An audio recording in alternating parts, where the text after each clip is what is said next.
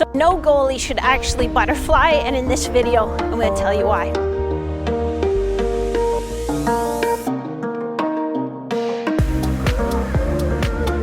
By the end of this video, I'm going to build a compelling argument as to why goalies shouldn't butterfly. And it's not that I have anything really against the butterfly, we're just going to look at it scientifically.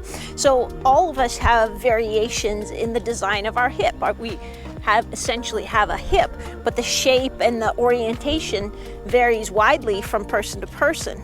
So some goalies are blessed and they're a little bit oriented towards being able to do a butterfly, and some goalies aren't, and there's going to be sort of a random distribution curve that supports that. But the truth is, and we can't get around it, that we can't change our bony anatomy with training. So no matter, even if we do all the exact right training, we can't change that bony anatomy. So if we're in the part of the curve that really doesn't favor going into that type of hip internal rotation, we're pretty much stuck with that.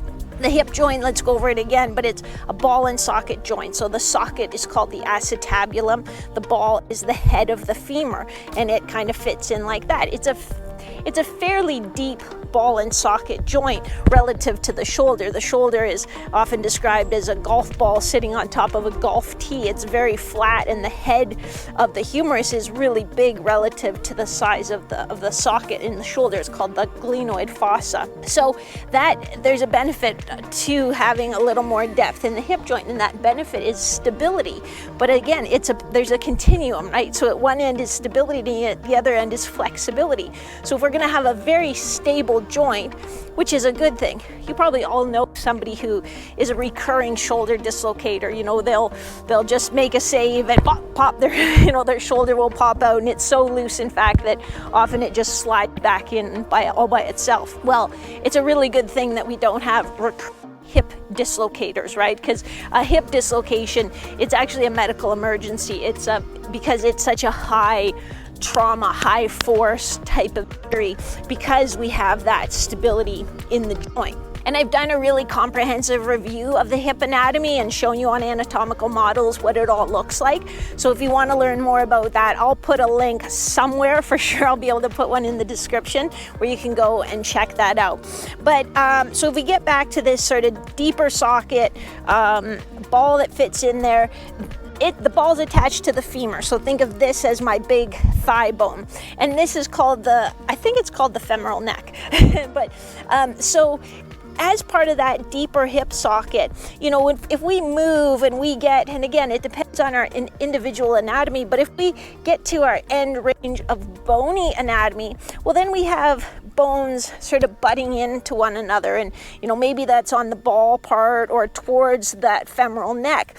But what happens when we get that rubbing or that contact over and over and over again is we can start to build up some bony calluses. We can actually start to develop a femoral acetabular impingement pattern. As we create those bony calluses, we decrease the amount of space in the joint, which then again decreases your joint range of motion. One of the hallmark signs of hip impingement is sort of a relatively quick loss of hip range of motion for no apparent reason. Around the rim of the socket, so around the rim of the acetabulum, is sort of a cartilage type ring that goes around there, and it's called the labrum. And what it does is it gives a little more depth to the joint, a little more stability to the joint, and a little bit of cushioning.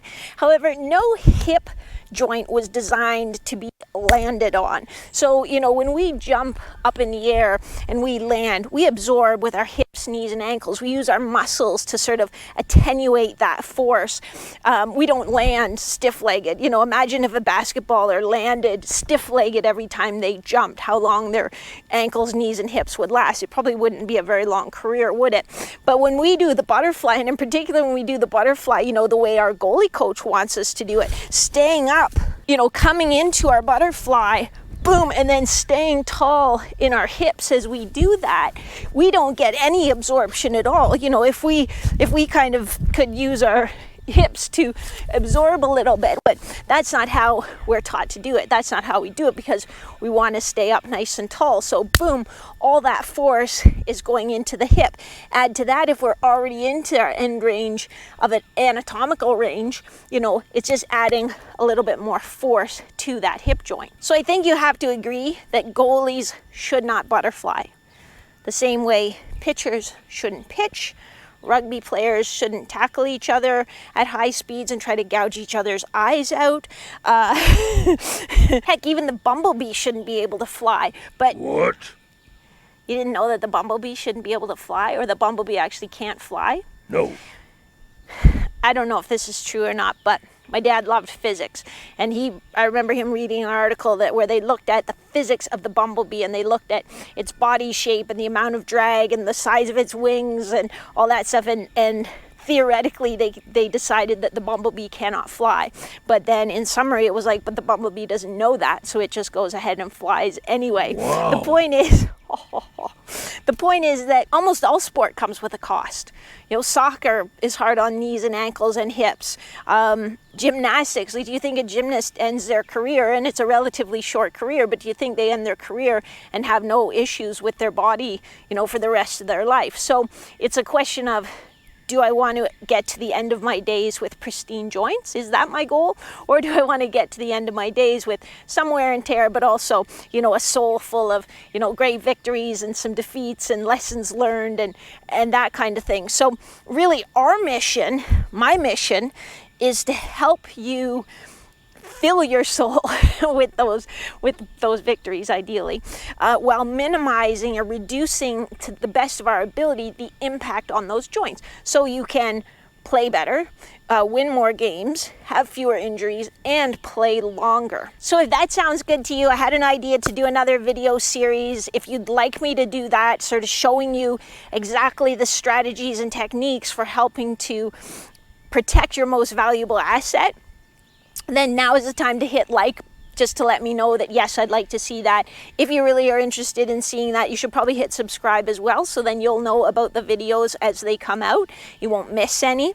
But yeah, we're gonna get smart. We're gonna look at exactly step by step how to look after your hips, because they are your most valuable asset. So we'll look at how to unlock flexibility that you have, how to build strength at length, how to make it so that you can get out of some of those awkward postures that your position demands, and how to do that again while minimizing wear and tear. Because I want to put you in the spotlight this season. I want you to be the hero for your team. I want you to be your team's most valuable asset. So if you're okay with being the hero, then let me know that you're interested by hitting that like button. Let me know what topics about the hip you would like me to cover, and I'll definitely take that into consideration. I already have an idea for the next video, and so I'll give you a heads up so you can go start rummaging around in the basement right now to see if you can find like a lacrosse ball, a baseball, a golf ball, tennis ball, any kind of ball. You're going to need that for the next video.